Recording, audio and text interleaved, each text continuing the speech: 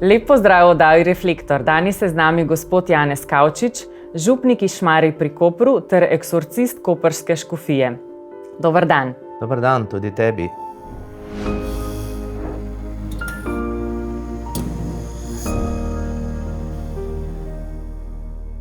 Midva bova danes odprla temo o tvojem delu, o izganjanju hudega duha. O eksorcizmu slišimo veliko posmeha, mogoče neznanega. Kako pa je to prišlo pri tebi? Kako si se ti odločil, da boš skozi duhovniški poklic delal pa prav to? Ja, gotovo, da je mnogo neznanega, pa tudi kar so predstavili filmi, to ponovadi vedno delajo reklamo hudobnemu duhu, ne pa dejanskemu stanju. Kako sem jaz prišel do tega? In sicer jaz sem kot že duhovnik hodil vedno v Italijo k enemu spovedniku in to sem hodil redno. Zakaj? Ker sem tudi imel sam težave. Bil sem pač z eno stvarjo zasvojen in ta duhovnik, spovednik me je potem tudi prvič usmeril v Trst k enemu duhovniku, ki je bil eksorcist in ta je potem ni molil nad mano eksorcizma, ampak je molil nad mano molitev osvobajanja. In takrat sva potem postala tudi prijatelja, ker je bil ta gospod George Giurisi zelo v letih in ker je potreboval, da ga peljem na to mednarodno srečanje eksorcistov, je tako pred 15 leti me zaprosil, če ga peljem, enkrat, dvakrat, in potem, ker sem tudi videl sam, da je zelo dober in odprt, sem začel tudi ljudi, ki so prihajali k meni kot duhovnikov, ko sem bil v Portorožu, po pomoč sem mnoge odpeljal tudi temu eksorcistu. In tako da sem jaz potem že 5 let njega spremljal, pa tudi bil zraven, ko je on to izvajal, tako da sem bil v to upeljan. In ko je potem naš škof, prski škof Juri izbiral novega po smrti gospoda Božiča, je dejansko potem so duhovniki predlagali, se Janez pa vozi v Trst že tako ali tako. Druge ne so poznali, da sem bil že parkrat na tem mednarodnem srečanju in tako je potem tudi mene škof pred 9 leti imenoval za eksorcista koprske škofije. In kaj te je pri tem tako navdušilo, da si pa rekel, ja, ali to si samo imenovan, ampak moraš tudi sam čutiti najbrž to željo? Ma niti ni treba, da čutiš. Mislim, da vse, kar delam jaz v cerkvi, delam zaradi Jezusa, ne pa zaradi tega, ker je pač to potreba. Jaz se danes dejansko postavim to logo, vse zmorem z Jezusom, sam pa praktično zelo malo lahko naredim. Tako da se tudi glede tega nisem spraševal, ko me je škof prvič vprašal, sem kar rekel, ja, sprejmem. Tako da sem tudi malo vedel. Dejansko pa takrat, ko sem začel, ni bilo še obrednika, kot ga imamo danes v slovenskem jeziku, tako da sem v glavnem uporabljal starega, ki je bil ta rimski, ali pa italijanskega, ki ga je potem tudi ta duhovnik podaril. Tako da ni tukaj, da bi... Te je bilo pa kaj strah mogoče, zdaj, če ni bilo... Ja, prvič že, ko začneš, zakaj me je bilo strah? Zaradi tega, ker sem bil obremenjen s tistimi filmi, ki tam res pokaže, da nekoga dvigne, potem, da se mogoče scene dela. Ja. Tega bi se danes dotaknila, ker jaz mislim, da veliko gledalcev ima ravno pred očmi te podobe. Se pravi, te filme, kaj pa dejansko, kako pa dejansko to izgleda, ko izganjaš duha? Ni zdaj neka scena, ko kar nekaj leti ven iz ust ali pa ne vem iz telesa. Skratka, kaj pa se v resnici dogaja? Vem, da so težke stvari, ampak je kaj vidno? Ja, seveda je tudi vidno. Zakaj? Ja? Pri vsaki stvari hudič se manifestira, pokaže na različne načine, svojo moč.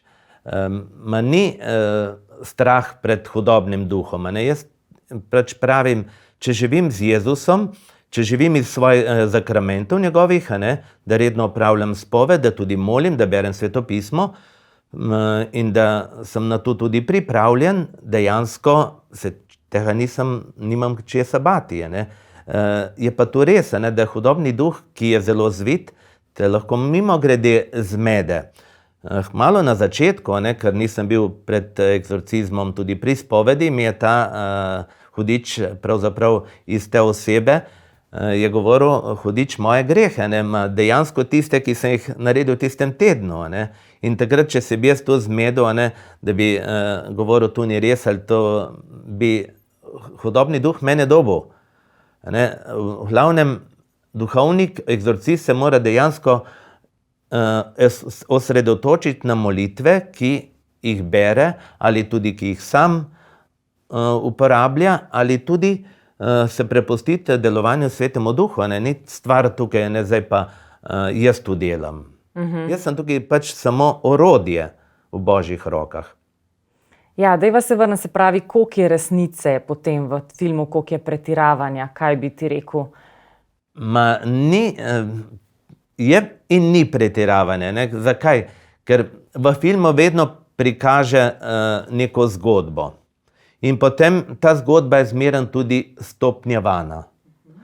In vedno tudi prikaže tega hudobnega duha, kakšno ima moč. In to ljudi velikokrat potem navda tudi z nekim strahom. To človek tudi dejansko potem absorbira in potem ga tudi ta strah vodi. In hudobni duh tudi dejansko ta strah uporablja, da nekoga lahko z njim manipulira. Medtem ko pri mojem eksorcizmu je pa zmeraj tista stvar, ki ni na takšen način speljana. Hudobni duh se dejansko upira stvarim, molitvam. In potem, da ti sploh odkriješ, da je v neki osebi obseden ali pa da je hudobni duh v njem prisoten, moraš tudi že preko pogovora, preko pitje blagoslovljene vode ali pokropljenja, ali tudi križem, ki ga položiš, ali tudi bolniško maziljenje, ki ga velikokrat tudi uporabljam, vidiš že tiste reakcije. In potem, ko že toliko časa ti moliš nad tem, so potem dejansko tudi reakcije. Je pa tudi, sem že doživel, da recimo so pripeljali eno mlado punco, že takoj na vratih je kričala, nočem tega duhovnika, nočem. In začela pljuvati. Tudi reakcija otročička, mehkega. Sem prišel enkrat k eni družini, ki so imeli težave, je pritekel ta otročiček, prvič me videl in me ugriznil v nogo. In se pravi, če nisi na to pripravljen, lahko potem odreagiraš. Normalno, da pa potem so tudi te manifestacije, neko hudobni duh odide, ali pa tisti, ki so pili neke uroke, ali so bili pri nekih šarlatanih, da to tudi izbruhajo. Potem tudi mnogi ljudje pokažejo tudi podplutbe, ki jih hudobni duh muči. Potem tudi je tukaj kričanje, trganje, preklinjanje, je vse. Tudi dejansko morajo držati ljudje tistega človeka, da se ne poškoduje. To so različne stvari, ampak tiste stvari moraš ti pač vzeti kot zakup, kot da vidiš tam nekoga, ki dobi nek epileptični napad, ali pa neko drugo psihično motnjo, ki je lahko identična, ampak če se tam ustrašiš, ali pa tudi ko gre reševalc na neko prometno nesrečo, vidi tam vse mogoče. In če se takrat zmede, potem te stvari zelo težko obvlada. In tako je tudi tukaj.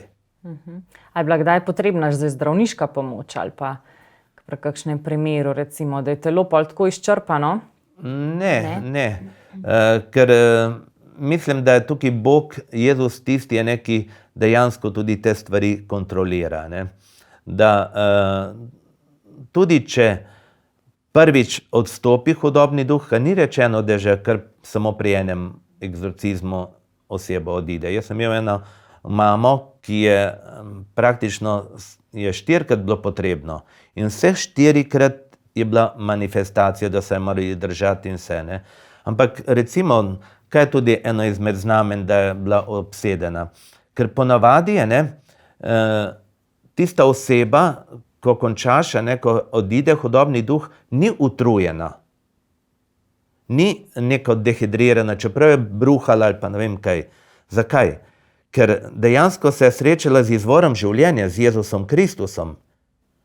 Hudobni duh je tisti, ki praktično človeku odvzame ta življenjsko moč, energijo ali pa tudi, da dehidriraš. Ker bolezen je vzrok. Pravzaprav hudobni duh dopusti ali naredi, da je nekdo bolan, da potem so tudi te simptomi, ker človek potrebuje neko pomoč. Medtem ko po končanem, sem tudi že doživel, da ko sem končal moliti, da je tista ista oseba mi skuhala kavo, pa ni bilo tega nič, se ni nič zavedala. Samo svobodno se je počutila. Tako. Ampak kako pa prepoznaš, mislim, ti gotovo prepoznaš, ampak kako pa, ne vem, bi jaz prepoznala, da je nekdo obseden ali pa da ima duševno motnjo? A se to da videti?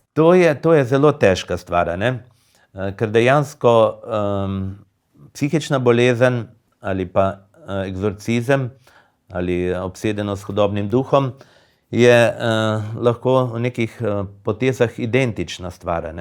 Tudi tisti, ki imajo psihične motnje, imajo občutek, kot da je nekdo jih obsedel, kot da niso oni, kot da ne morejo upravljati svojim hotenjem, željami, potrebami. In tukaj je res potreba, prvič, da poznaš tudi malo psihologije, tudi psihiatrije, na teh izobraževanjih. Prav v času karantene smo imeli februarja meseca to izobraževanje, prav govoril en psihiater, ki dejansko prisostvuje pri egzorcistu, da sta potem te simptome lahko skupaj spisala kot nam pomoč, da lahko tudi mi pri tej stvari ločujemo. In tukaj je dejansko vseh teh 12 glavnih psihičnih bolezni predstavljene. Najprej simptome, če je nekdo bolan, ali pa simptome tudi, da se v tej bolezni skriva tudi hudobni duh. Kaj so še tiste dodatne stvari, kar potem tudi vpliva. In ponavadi jaz tudi v teh stvareh. A nam lahko daš en primerek, recimo razlikovanje, kaj bi bila obsedenost v nasprotju z duševno motnjo? Recimo, mnogokrat se potem to pojavi, da ta oseba začne govoriti nek tuj jezik, ali latinsko, ali en jezik, ki ga nikoli ne obvlada. Ampak to pride spontano. Ne vprašam jaz zdaj v tem jeziku ali pa ne vem kaj. Ali pa tudi, recimo, ko daš tej osebi piti kozarec vode, ponavadi imam jaz pripravljeno v steklenici zalo, ta je blagoslovljena. In ta oseba, ko začne to govoriti, dejansko ji ponudiš, popij en kozarček vode, da boš lažje govorila, in dejansko to popije in to reče potem, to je pa grenko, ali pa celo pljune ven, tega ne bom pil, pa ta oseba ne ve. Ali pa tudi, ko opravljam potem, ko nisi gotov in da ima neke motnje, da je neke težave, kot jih prej opiše, jaz ponavadi podelim najprej bolniško maziljenje, ker taka oseba praktično tudi, če jo vprašuješ ali pripravljaš na to, da bi se spovedala, praktično ne ve v bistvu teh grehov. Ker zakaj je tudi neka psihična bolezen nastopila? Zaradi tega, ker niso ljudje skrbeli za to duhovno zdravje, za to, da bi dejansko dajali Bogu svoje grehe. Niso dopustili, da jih Bog zdravi preko sakramenta svete spovedi. In to je potem tudi velikokrat razlog, da ti ljudje ne poznajo, kaj so grehe, se na greh navadijo, ampak vendar to vpliva na psiho. In ker se ne more spovedati, in podelim bolniško maziljenje. In tudi če je tukaj samo krščena oseba, bolniško maziljenje lahko podelim. In ko moliš, in sakrament je več kot egzorcizem, ker egzorcizem je sakramental, takrat tudi ta oseba odreagira, ker to je Božja stvar, to ni moja stvar. In takrat tudi že veš, drugič pa naj pride s teboj še nekdo, da bo tudi zraven, da bo lahko tudi molil zraven, ma ne to, kar jaz molim, ampak da moli rožnjevenec, ali pa tudi, če bo samo tiho, in hkrati tudi, da bo zraven, da lahko prime, če se kaj dogodi, ne, da lažje obvladajo, ne, da ko je začne metati ali ko neka manifestacija pride, da dejansko potem to osebo primejo. Ja, zdaj si dobro povedal, kako odpiramo vrata, ne, vsemu temu, kako se pa lahko obvarujemo. Nekdo, čisto povprečen človek, kako se pa lahko obvaruje tega, da ga pa hudi duh ne bi napadal. No, hudobni duh nas vse zavaja, ne. Ja. To se pravi tudi mene. V malenkostih, ampak vseeno. Tudi velike tudi stvari. Velike. Ne, edino to, ne. Hudobni duh dejansko je zelo predkanjen, ne, in problem današnjega sveta je res v tem, da mnogi reče, da ga ni, ne, ali pa to je samo negativna energija, ali pa to je samo neka strast, potreba, ne, ki potem na takšen način se odraža. Ne. Ja, jaz pravim, da hudobnega duha se ni potreba bati. Zakaj? Dobro. Ker ga je Jezus na križu privezal na verigo. Super, ja. Ja. On je zvezan. Ampak problem je nas ljudi, ki izzivamo. Recimo, dam primer, pes kolaja, če se jaz bojim tega, ne, bo recimo me tudi prestrašil. Ampak če jaz znam s tem pesom ali pa da imam jaz zaupanje vase, ta pes dejansko me ne bo poškodoval. Ampak zdaj zopet, ta pes je lahko tudi čisto tiho. In dejansko jaz lahko grem mimo tega psa, ker hudobni duh je tudi tako pretkan, da čist lepe stvari predstavi. Ne? In jaz mislim, ne, kot Eva, ki je rekla, se je lepo na pogled, ne? In to mi vzamemo. Ne? Ja, se tudi danes ni nič takega. Ne? Ja, za ene ni, za druge je. Ne? Reče enkrat ni nabenkrat, ma za ene je lahko, za druge ni. Ne? Tukaj dejansko moramo gledati pri vsaki osebi zelo osebno. Ne morem jaz reči za tebe, ne, na kakšen način si ti izkušen, ali kje tebe hudobni duh napada, ali kje je vstopal v tvoje življenje. Ne. So pa dejansko mnoge stvari, ki so vzrok, da hudobni duh lahko vstopi. Ne. In prva stvar je ta, da nisem izpovedal greha. Kaj jaz pravim? Ne? Vedno rečem, Boga ne žalimo s tem, da grešimo. Bog računa z našim grehom, ne? Ker ve, da smo navadni ljudje. In da smo taki rod, ja. Tako? Ampak žalimo ali žalosten je zaradi tega, da mu ne damo svojih grehov, da nas on ozdravi, da nas on osvobodi, da nas on odreši. In zdaj, če je v mojem življenju nek greh, ki se ga oklepam ali ki ga nočem dati Bogu, tisti del je prostor, kjer bo hudobni duh vstopal. In zakaj je danes toliko slabega? Ne? Ja, dejansko je res tisto, ne, da če jaz potem še ne prijemam zakramentov, če ne molim, če ne berem svetopismo, je hudobni duh tisti, ki dejansko mu reče še ne, glej, pridi k meni. Ne? Ali pa dejansko grem jaz proti temu hudobnemu duhu. Ne? In to je potem tista stvar, ne, ki velikokrat ljudi zavaja. Ne? Ja, meni se ne more nič zgoditi. Ja, ne more se ti zgoditi, če sem z Jezusom. Ma če živim brez njega ali pa mimo njega, pa slej ko prej pridejo težave. Ne? Bi lahko rekli, ne? Ja, zdaj kot mlad človek nimam težave, ampak kjer je hudobni duh, kjer so duše, tam ni časa. Pravi, danes kot mladi nimate težave, ma lahko bo takrat, ko boš v neki krizi, težavi, bo hudobni duh takrat imel manifestacijo. Ne? Bo še bolj tebe lahko maltretiral. Ne? Zakaj? Ker on te hoče uničiti. In bo uporabil takrat tvojo šibko točko, da te bo premagal. In zdaj, če pa jaz stalno računam s tem, ne, da na poti skozi življenje nisem sam, da pač z Jezusom se nimam česa bati, potem tudi ne bo do tega prišlo. Zdaj se še dotakniti kakšnega primera, če se spomniš kakšnega takega izganjanja v tvojem delu, ki bi ga lahko pa vseeno podelil z gledalci. Ne bomo delali reklame Satanu, ampak da delamo reklamo temu, kako Jezus osvobaja pravzaprav, če je kakšen tak. Ja, en primer je res primorske. Slovenija je zelo majhna, zato moram res dejansko povedati bolj na grobo, ker marsikdo bi se lahko tudi tukaj najdel.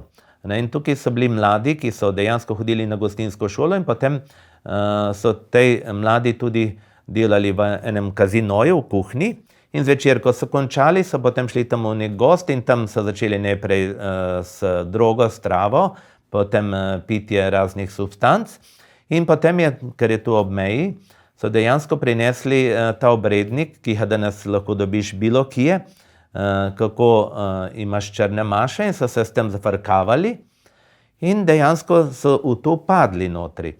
In na koncu se je dogodilo, da ta fant, ko je prišel, so ga dejansko starši hodili iskat proti jutru, ampak se mi je zdelo čudno, kaj je tu narobe. In zato so ga potem tudi peljali najprej psihiatru, potem tudi na kontrolo za drogo. Ja, je kazalo malo, ampak ni bilo to. In starši, ker so bili verni, dejansko so pomislili, zakaj če pa ne bi peljali tudi k egzorcistu. In dejansko so potem pripeljali meni, so se o tem pogovarjali, mi je dejansko tudi vse naštel, kaj so delali. In on je bil potem osvobojen in ko je prva stvar, v tisti skupini je bil tudi en fant, ki je potem moral narediti samomor. Pri teh seansah tudi hudobni duh nekoga žene, da naredi samomor. In dejansko je bil na Primorskem en samomor takšen, da niso znali razložiti, ni imel ne doma težave, ne nič. So pač rekli, da je tu neka substanca na njega vplivala, da je to naredil, da ni videl več izhoda. Ampak dejansko je potem ta fant rekel, kaj imam jaz tukaj privilegij?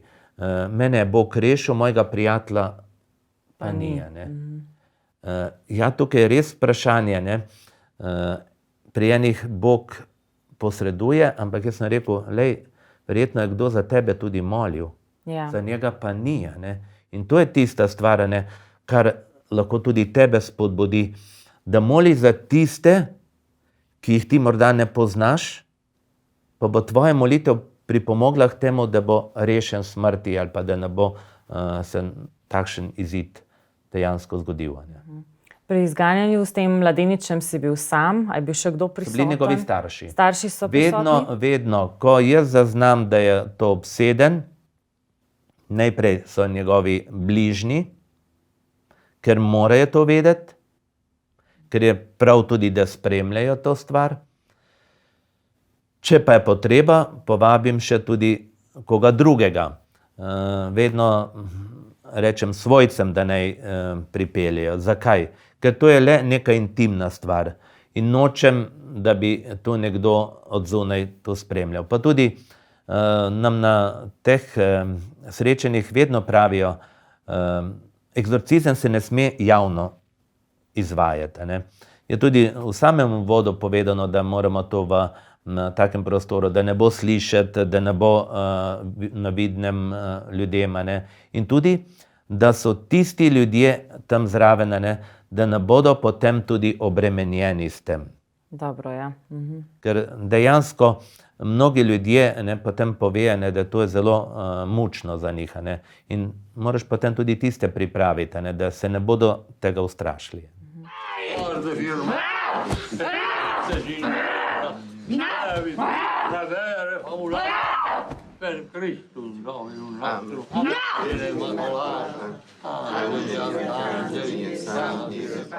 Kako pa ti ostaješ miren, da nisi obremenjen potem s to stvarjo, ker gotovo se te vse te stvari vsem dotaknejo?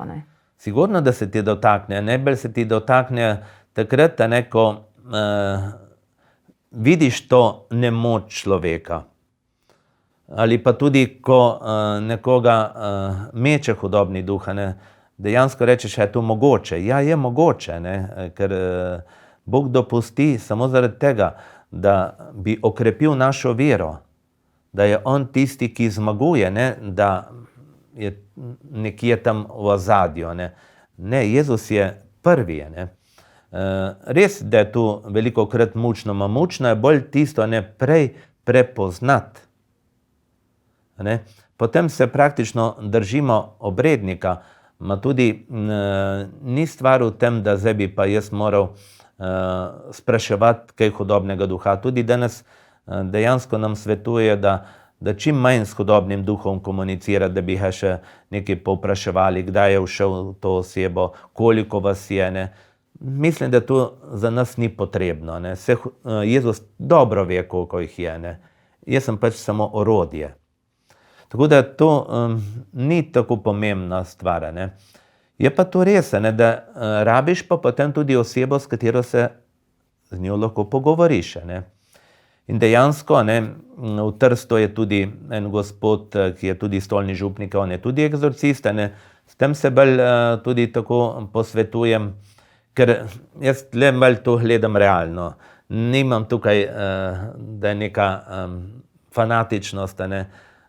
Jaz sem kmečki fant in zaradi tega tudi zelo razumsko do tega prihajam. Je pa tudi to res, ne? Takoj, ko vem, da imam nek egzorcizem, moram se tudi jaz prej spovedati. In druga stvar, da tudi dovolj molim. Tukaj je dejansko rožnjevenc tisti, ki je najboljše sredstvo. Ne? To je strah hudobnih duhov, ne? Ker Marija je končno tudi s tem, ko je spočela in rodila Jezusa, kači glavo strla. Ne? Pravi, hudobni duh se tega boji. Tako da ni stvar v tem, da zdaj mi bo pa kar tukaj škodovalo. Ne? Poleg tega je tudi čudodelna svetinja, ki je dejansko jaz nosim že kot otroka, ne? Ampak ne tu kot neka porta fortuna ali zaščita. Ne, to je zavest, da je Marija z mano. Ne, da zdaj mi bo pa tu pomagalo. Ne, pač moramo imeti tudi v kraju, kjer izganjamo hudega duha, tudi sliko Marija. Zakaj? Da tudi, če v tisti izmedi, da le pogledaš Marijo, si tudi ti zraven tukaj, ne?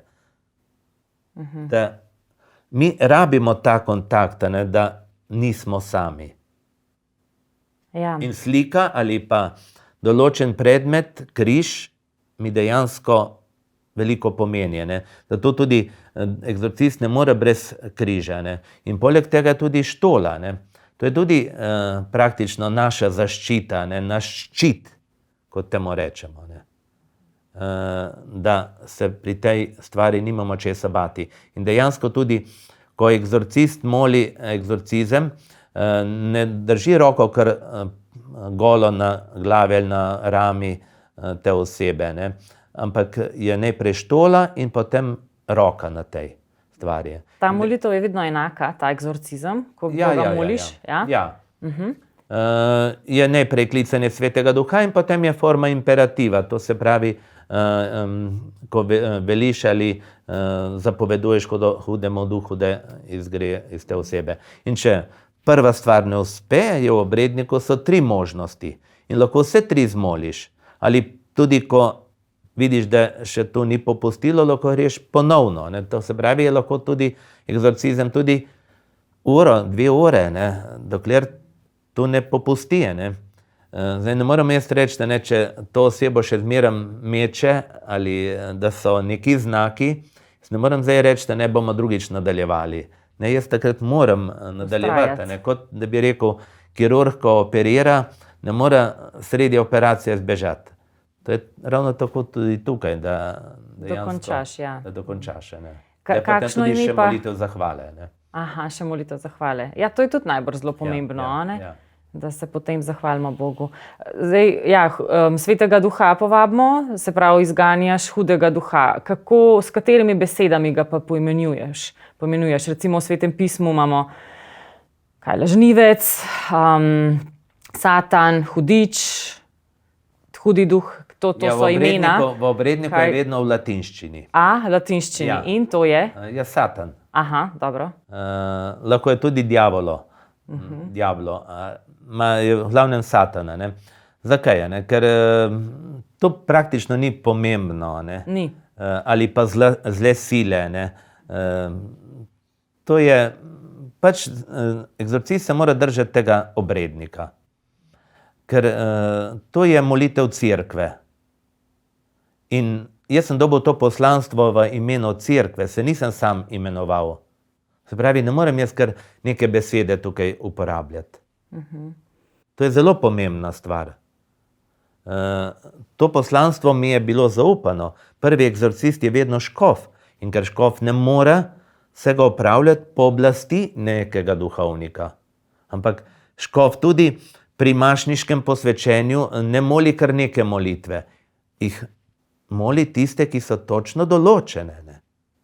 In tako je tudi tukaj.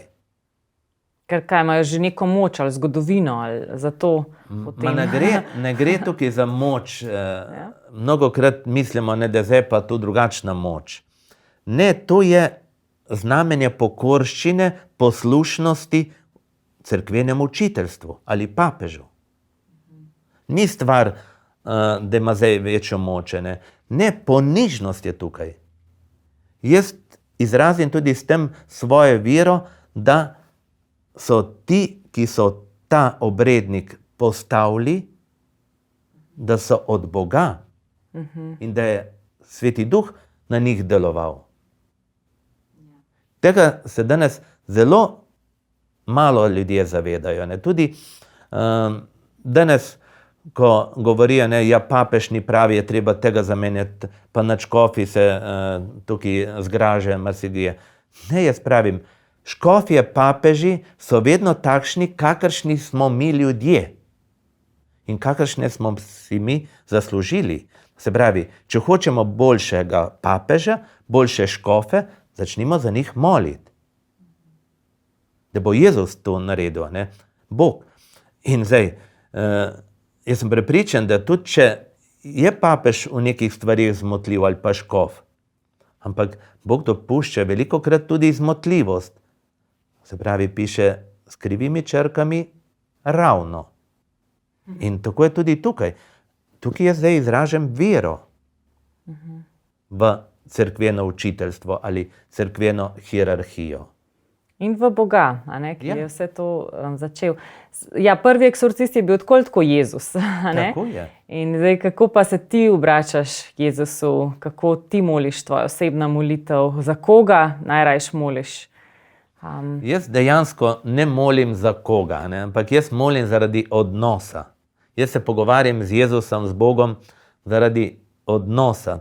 Se pravi, jaz potrebujem to, kot da bi zdaj jaz rekel, en mesec te ne bom poklical. Če imaš ti nekoga rad, se boš želel pogovarjati čim večkrat. In če ti to osebo dejansko začutiš blizu sebe, in boš te osebi lahko čim več povedala. Ja, res. Boš lahko iskreno izpovedala. Tako je tudi tukaj pri meni. Ja, nisem človek tisti, da bi zdaj lahko pa kar meditiral in se pogovarjal. Jaz dejansko mi veliko pomeni češčenje Najsvetejšega, ampak vedno določena stvar ali čas v tišini, da dopustim, da mi tudi Jezus kaj pove, potem pa jaz molim rožni venec. Zakaj? Ker s tem dejansko prepuščam Jezusu. Vse Jezus ti veš, kaj kdo in kdo je tisti, ki najbolj potrebuje moje molitve. Jaz molim zaradi tega, ker v bistvu je to moja hrana ali pa odnos, v katerem se jaz krepim z Jezusom, ne pa v tem, da zdaj pa jaz moram. Od začetka sem res dejansko čutil, da moram moliti brevir. Zdaj ni to moram. Hočem. Ne hočem. Ne? To je, kot da bi zdaj jaz rekel, ja, jaz moram poklicati tega. Zakaj ga pokličem? Zaradi tega, ker mi je lepo z njim. In to je tisto. In to je bistvo tudi naše vere. Ne da jaz živim v nekih idejah ali nekih filozofiji. Jaz moram tega Jezusa dejansko srečati in živeti z njim, hoditi z njim. In takrat lahko uživam sadove. Ne. In dejansko potem Bog mi odgovarja po različnih ljudeh ali pa tudi dogodkih. Ne. In dosti krat jaz tudi molim rožnjevenc v naravi. Ne. Jaz zelo veliko sem zdaj ta čas karantene, sem redno z Kopra do Izole in da molim. Ne. Pa ne glede na vreme. Ne. Ma zakaj? Ker to je dejansko tisto, ne, kar človeka izpolnjuje. Ne.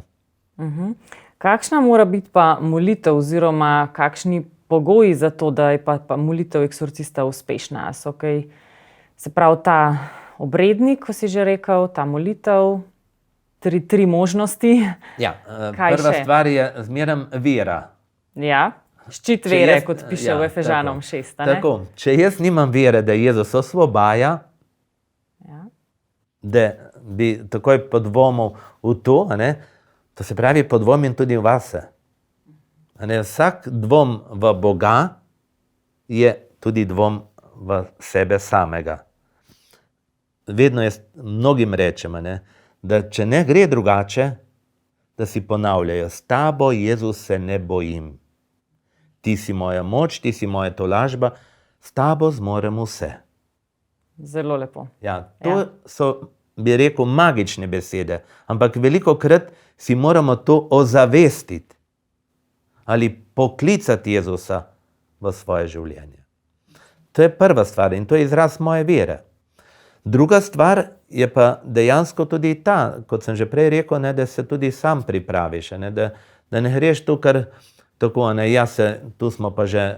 Gremo v trgovino. Ja, tako, ja. Kot kirurg ali pa nekdo se mora pripraviti in prositi Svetega Duha, da te on vodi. Zato je tudi pred začetkom, tudi v obredniku, krajša molitev, ki je eksorcist lahko zmoli potiho ali na glas, tudi da se s tem odpre Svetemu Duhu in potem je to.